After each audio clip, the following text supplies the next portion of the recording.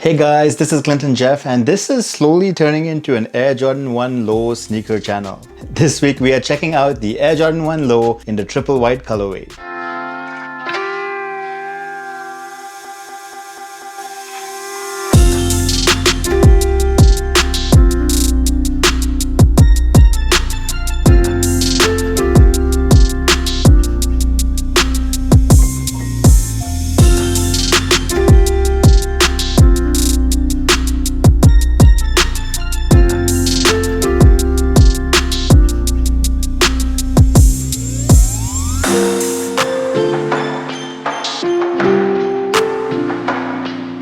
Okay, I know what you're thinking. This is definitely the most minimal of all the Air Jordan 1 Low colorways. But there's two things that I really like about this pair. Number one, you can't have too many plain white shoes. Everybody has a pair of Nike Air Force Ones or even a pair of Adidas Superstars, and this is a nice white colorway Air Jordan 1 Low. But number two, the beauty of all white sneakers is that you can customize them really easily. For example, you could literally paint these to look like those fire bred Jordan 1 Lows that I checked out last month, or even make them look like the gym red pair. Personally, I copped these because I needed a nice clean pair of white Jordan 1 Lows that maybe I'll customize later. Imagine a sketch pack Jordan 1 Low like those Air Force Ones I checked out a couple of weeks ago. Now these have been out for about a year now. These dropped way back in 2019, but they're still fairly easy to find. In fact, I got these from a reseller at retail price, and I also saw these at the Nike store just sitting around. So these are definitely pretty easy to find. Lows generally retail at about $90 in the US. And since there's no hype behind these right now, they're fairly easy to cop, even with resellers. Coming to the shoe itself and starting with the upper, it's all made out of a white leather with this white leather on the toe box area with the usual perforations. The leather here seems to be softer and better quality than what we saw on the pine green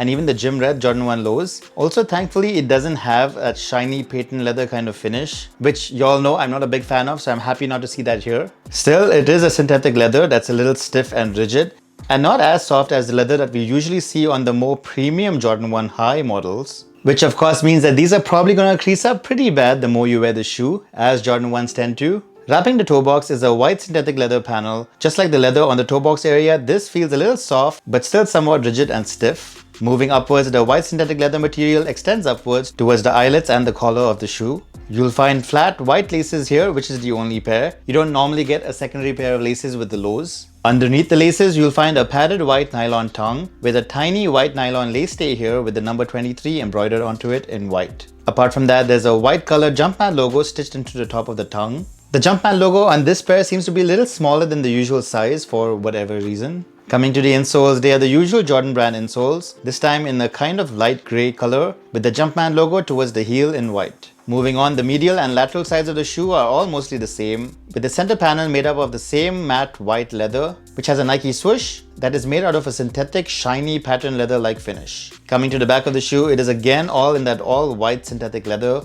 with the Air Jordan Wings logo embroidered in white at the back of the heel. Just like most pairs of Jordan 1s, that entire upper sits on top of this white midsole. Of course, you probably already know this, but within the midsole is a tiny Nike Air unit underneath the heel that isn't externally visible, but definitely helps with midsole comfort when you're wearing these around. Below that, you have the white outsole, which is in the usual Jordan 1 outsole pattern, with a circular traction pattern towards the forefoot and the Nike swoosh branding in the center. Coming to comfort and fit, these fit just like any other pair of Jordan 1 Lows. Jordan 1 Lows tend to fit true to size, but if you have wide feet like I do, you might want to go up half a size or up even a full size, because the synthetic leather that they generally use here isn't the softest, so it might be a little snug for wide feet. In terms of comfort, honestly, they feel just like any other pair of Jordan 1 Lows, which means it's a rather stiff, flat kind of feeling underfoot, since there's really not too much going on from a cushioning point of view. But to its credit, it is a really stable, durable shoe. So if you want a really stylish pair of everyday sneakers, and you're okay with how the Jordan 1s feel underfoot, well, here's a good option for you. Alright guys, with all that out of the way, let's take a look at the Air Jordan 1 Low in the triple white colorway on feet.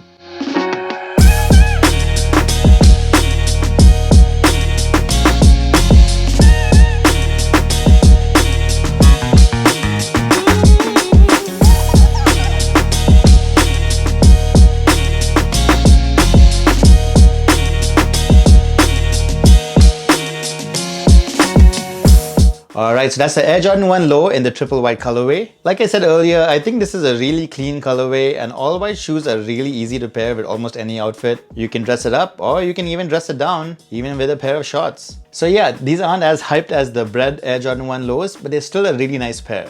Alright guys, so that's what I think about the Air Jordan 1 Low in the triple white colorway. I'd love to know what you guys think about this shoe, and if you think the Jordan 1 Lows are low-key hype sneakers. Let me know right in the comment section below. And in case you want to see more photos of the Jordan 1 Lows in the triple white colorway, don't forget to hit me up on Instagram and give me a follow at ClintonJeff. And hey, if this video was helpful and you want to support the channel, don't forget to hit the like button right below and maybe subscribe, because that would be definitely appreciated. And yeah, that's about it. Thanks for watching guys, and I'll catch you in the next one.